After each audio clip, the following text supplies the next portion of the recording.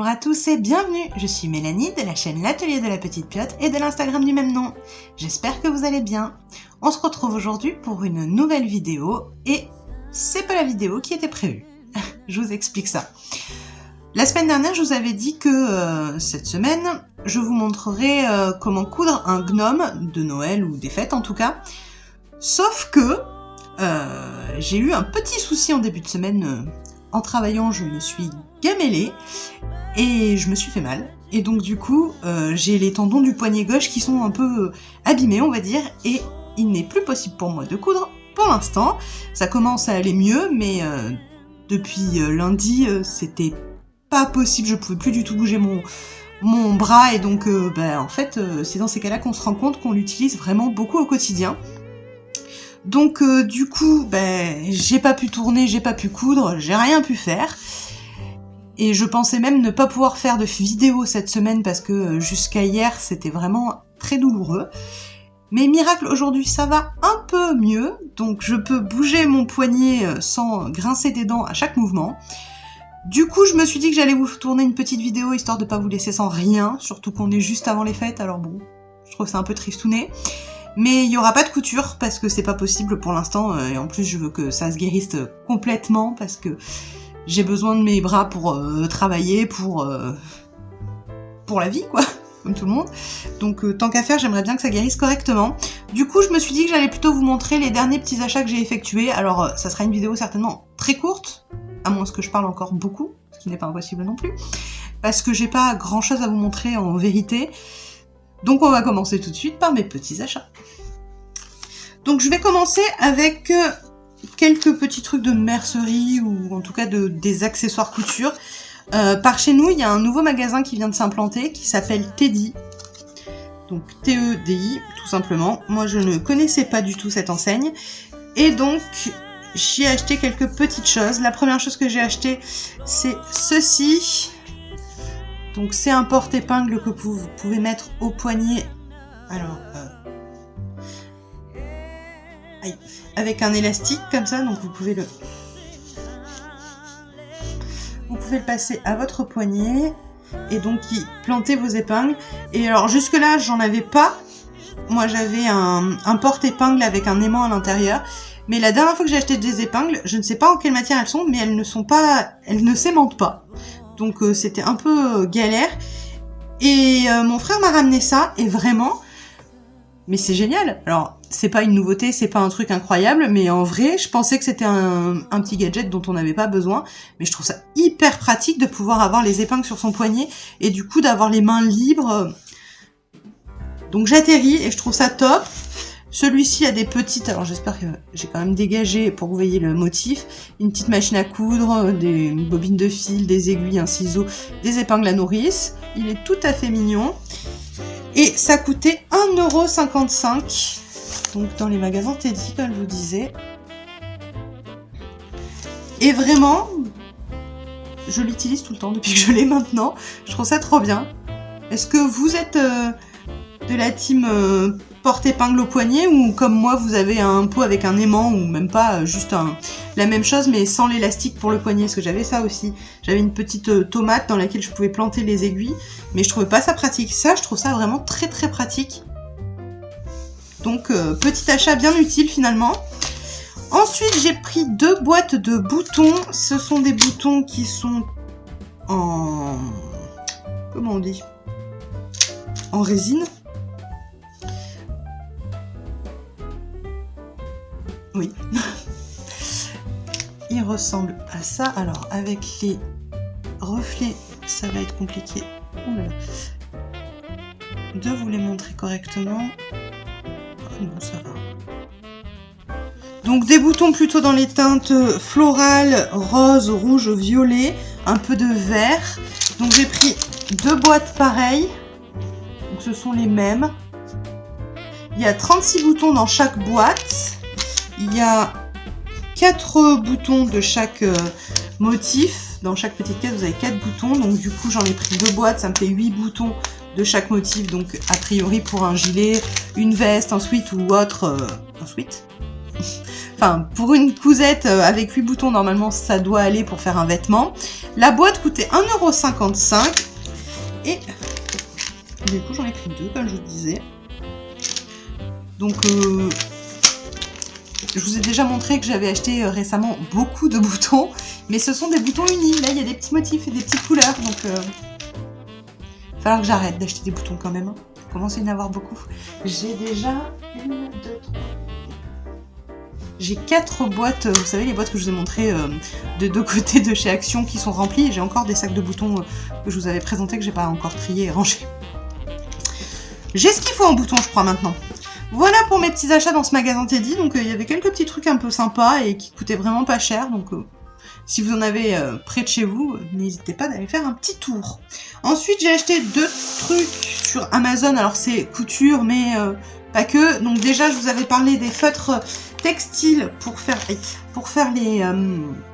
les petits bonhommes de Noël. Donc, je les avais customisés avec ces feutres-là. Donc, je vous les représente ici. Donc, ce sont des feutres pour textiles. Vous avez, 20 coloris dans la boîte. Comme ça. Et ils marquent très bien sur les tissus. Donc, je sais que pour faire des petits ateliers créatifs avec les enfants, notamment sur du tissu, ça peut être pas mal. Vous faites des formes, un peu comme je vous ai montré dans la vidéo il y a 15 jours. Et vous laissez, une fois que vous les avez cousus, vous laissez les enfants les customiser avec ce genre de produit, ça peut être sympa. Ça coûtait vraiment pas cher, alors je vous remettrai le prix quelque part en bas parce que je ne m'en rappelle plus, mais ça peut être une bonne idée pour faire un atelier créatif avec des enfants notamment, ou même juste avec vous, parce que il y a pas mal de couleurs et ça adhère plutôt bien. Alors à voir à l'utilisation, à la longueur, parce que j'ai un feutre déjà qui a séché un peu. Donc je ne sais pas si c'est moi qui ai fait une bêtise avec ou pas, mais voilà. Sinon, vraiment satisfaite parce que moi je les ai depuis plus d'1 mois maintenant et je les ai pas mal utilisés pour faire mes petites décos de Noël. Et ça rend vraiment très bien, les couleurs sont vives. Alors après j'ai utilisé que sur du tissu assez clair, mais bon je suppose que c'est comme tout. Hein. Si vous utilisez du tissu foncé, forcément les couleurs seront moins vives, ça paraît évident. Parce que ça reste une encre qu'on ajoute par-dessus et pas un gel ou une peinture ou quelque chose comme ça, donc je pense que c'est préférable à utiliser sur du tissu clair, mais ça peut être joli. J'avais vu sur les descriptifs sur Amazon, ils en parlaient aussi pour customiser les baskets, les chaussures, et c'est vrai que ça peut être pas mal aussi. La deuxième chose que j'ai acheté sur Amazon, c'est de la cire d'abeille en petites paillettes comme ceci pour réaliser des wraps, pour couvrir les restes d'aliments, les plats ou ce genre de choses, et arrêter d'utiliser du film alimentaire. Alors je ne sais pas si vous êtes déjà passé à ce genre de choses ou pas, mais moi pour l'instant je l'avais encore jamais fait. J'ai fait des tests avec de la cire que j'ai récupérée de ma belle-sœur et j'ai validé le concept, donc du coup je me suis acheté de la cire pour pouvoir en faire d'autres. Je vais découper mes formes au tissu, voire même faire des charlottes et ensuite les enduire de cire. Voilà, donc c'est pas vraiment de la couture, mais ça va être des projets qui vont être cousus, notamment les charlottes. Donc je vous le montrerai, pareil. Et enfin on va terminer avec les patrons de couture que j'ai récemment achetés. Du coup, chez Couturette, j'ai acheté le pull Amira. Donc celui-ci. Donc chez Couturette, depuis un petit moment maintenant, vous avez tous les patrons qui sont à 2 €. Donc encore une fois, je vous en avais déjà parlé, mais si vous n'êtes pas allé faire un tour encore, n'hésitez pas, ça vaut vraiment le coup. Donc c'est un patron qui va de la taille 34 à la taille 56, c'est un niveau facile. Il s'agit donc d'un pull avec un col V et des manches ballon. Il faut entre 2 m et 2,80 m de tissu selon la taille que vous souhaitez réaliser.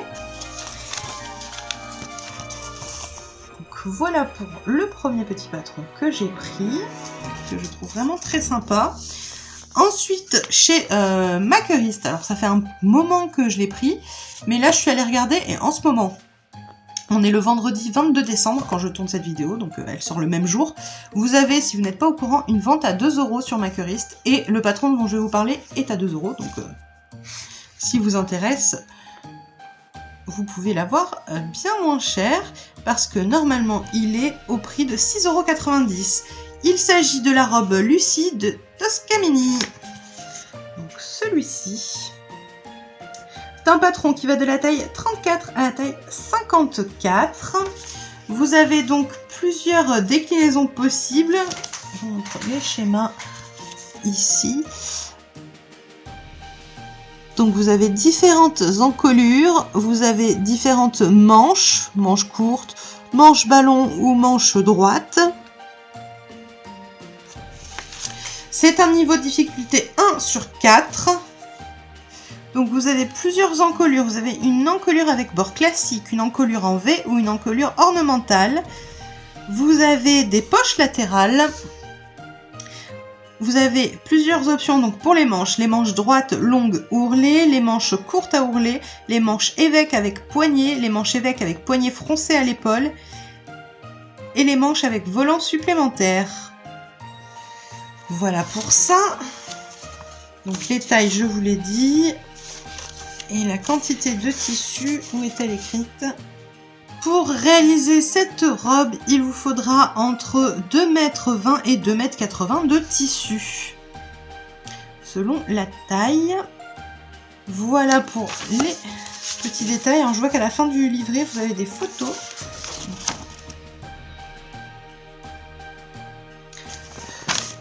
Donc voilà pour ça.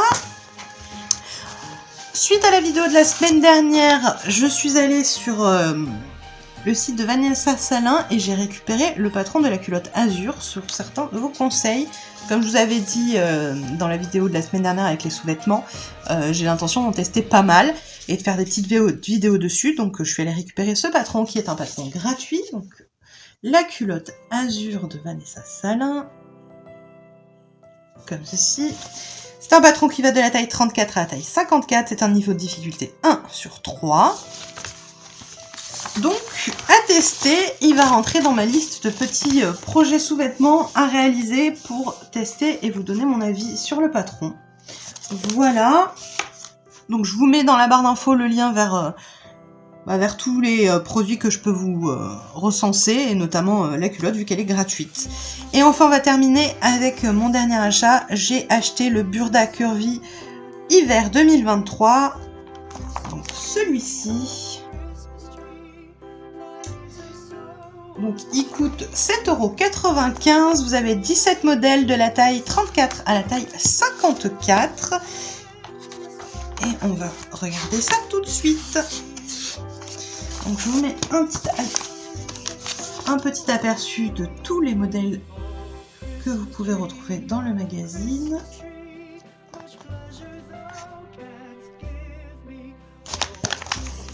Donc tout d'abord, vous avez une parka.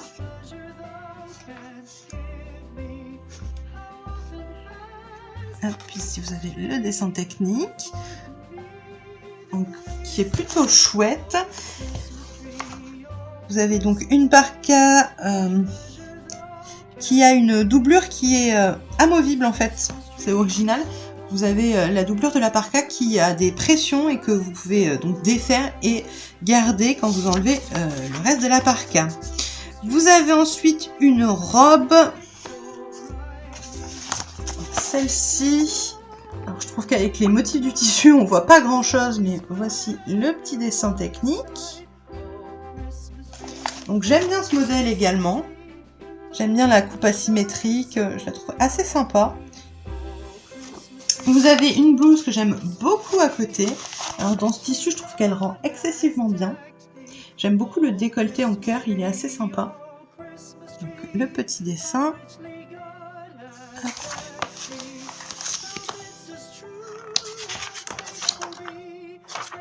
Donc je vous ai dit, hein, les tailles 44-52. Ensuite, on a un pantalon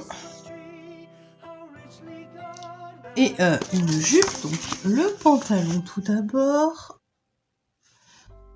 Pantalon avec une taille élastiquée, des poches et coupe droite assez large. Oui, la jupe. Ici, vous avez une petite jupe. Donc une jupe boutonnée, alors elle a été réalisée dans un tissu matelassé, vous allez voir sur la photo. Je suis pas très fan, alors je suis pas très fan en général des jupes, mais là j'aime pas vraiment le rendu. J'ai l'impression que c'est une tenue de ski, mais pas adaptée pour faire du ski, étant donné que c'est une jupe. Mais pourquoi pas, après tout, hein. Je suis pas fan de jupe en général, donc je pense que c'est aussi pour ça que j'aime pas trop le modèle. Vous avez ce petit pantalon là, avec un empiècement sur le côté, qui est assez original. Hop, petit dessin technique. Donc vous avez des pinces sur ce pantalon. Ensuite, on a un top et une robe. Donc, on commence par le top. Hop. Assez simple, mais tout à fait mignon. Comme ceci. La robe, j'aime beaucoup. Donc d'abord le dessin technique. Hop.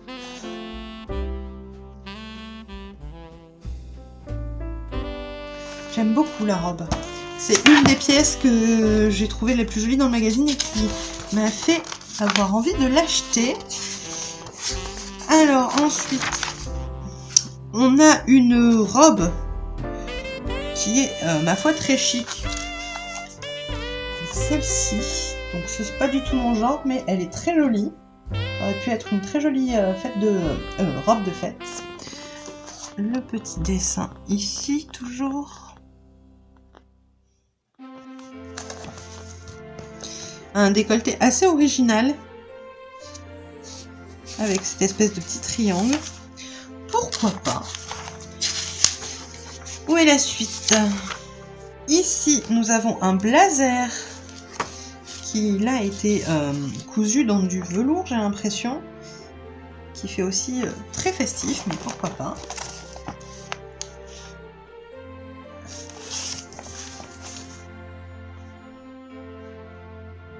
Donc un blazer assez long, voilà le dessin.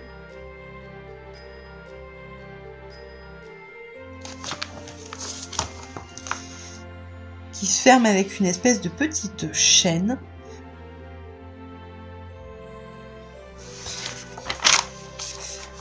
Ensuite, on a un top qui a un empiècement en son col. Et encore une fois, une coupe assez asymétrique. C'est assez sympa. Derrière, on a un pantalon que je trouve très sympa. Et dans ce tissu, c'est vrai qu'il fait très fête, réveillon. Avec les paillettes. Donc une taille élastiquée, un pantalon droit avec des poches. Je vous l'ai déjà montré tout à l'heure. C'est la version B. Je ne sais pas quelle est la différence entre les deux. Ici, nous avons une robe du soir. Donc c'est le modèle, c'est le magazine hiver, donc forcément vous avez pas mal de tenues, en tout cas qui sont réalisées dans des tissus qui pourraient être pour les fêtes. Voilà, j'ai pas du tout acheté pour ça. Surtout que chez moi on fait Noël, on fête Noël, mais le 25 au matin, donc on est plus en pyjama qu'en robe de soirée. Mais bon, on le fête entre nous en famille, donc forcément. Voilà le dessin technique. Est-ce que vous avez cousu des tenues de fête? Si oui, qu'est-ce que vous avez cousu? Dans quel tissu? N'hésitez pas à me dire ça dans les commentaires. Je suis très curieuse de savoir si vous êtes beaucoup à coudre vous-même votre tenue de soirée pour Noël ou pour le réveillon, même du premier de l'an, pourquoi pas. On continue avec une petite blouse qui est très mignon avec un décolleté cache-cœur.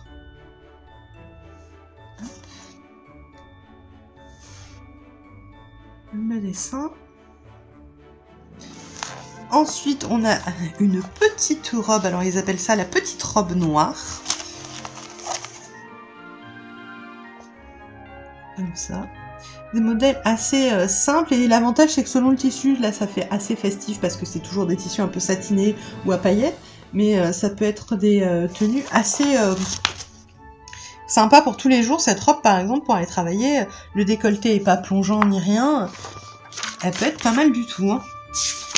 Enfin, si vous travaillez dans un bureau, bien sûr.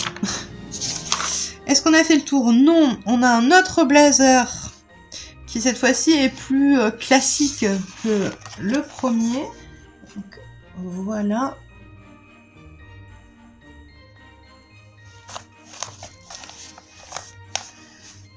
Hop. Et si je vous montre le petit dessin technique, il est là.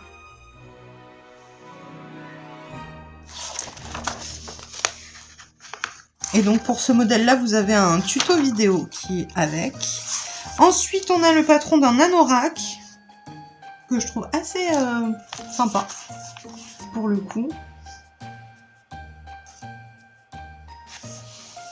J'aime bien dans les magazines en hiver, vous avez souvent des pièces comme ça, des manteaux, des parkas ou autre. Ce sont quand même des grosses pièces. Et c'est des patrons assez sympas à avoir, je trouve, pour avoir plusieurs... comment dire, pour avoir du choix, en fait. C'est vrai que ça fait des modèles en plus. Donc là, ouais, moi j'aime bien. L'anorak, je le trouve bien. Il a l'air oversize, il y a une capuche, vous avez 2 poches. Il est pas mal du tout. Ensuite, on a un top à carreaux. Donc j'aime bien aussi, mais alors dans un autre tissu, parce que là dans celui-ci, il me plaît pas des masses.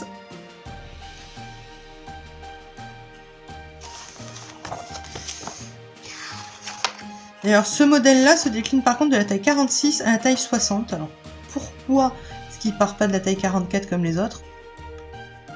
Je ne sais pas. Et c'est le modèle dans lequel vous avez un pas à pas avec les schémas, pas les explications hyper compliquées et hyper courtes de Burda.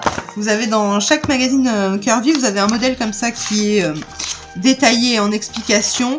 Et vous avez également un patron qui a un tuto vidéo, ce qui peut être pas mal.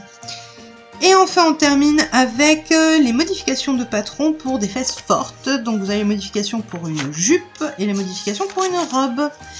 Et voilà pour tous les modèles de ce Burda Curvy hiver 2023. Et ma foi, j'ai vraiment bien aimé pas mal de modèles. Enfin, de toute manière, je l'aurais pas acheté si c'était pas le cas. Je vous ai pas dit, mais vous avez également les modifications pour un tour de bras fort. Et ça peut être pas mal du tout, je trouve. Donc ouais, il y a pas mal de petits patrons que j'ai trouvé assez sympathiques, notamment les blouses, la robe et les pantalons. J'ai bien aimé. Et bien voilà pour ça, et je pense que j'ai fait le tour de mes petits achats. Donc comme je vous avais dit, c'était pas grand chose. J'ai toujours une commande de tissu qu'il faut que je passe et que je n'ai pas passé. D'ailleurs, je vous remercie pour tous les conseils pour certains tissus, vos suggestions et tout, c'est super intéressant. Je vais en prendre compte quand je vais passer ma commande, si les tissus dont vous m'avez parlé sont toujours disponibles, bien sûr. Mais j'avoue que là, j'ai retardé de plus en plus, je sais pas trop pourquoi. Mais à chaque fois que j'allais sur les sites, je trouvais pas ce que je voulais. J'étais pas hyper emballée par les collections qui sont sorties, les motifs et tout, donc j'ai un peu retardé. Je pense que je vais passer ma commande de tissu début janvier. Comme ça, en plus, ça va me permettre de prendre également un peu de tissu d'été. J'avais dit que je prenais que des tissus d'hiver et à force, je retarde tellement que j'ai la...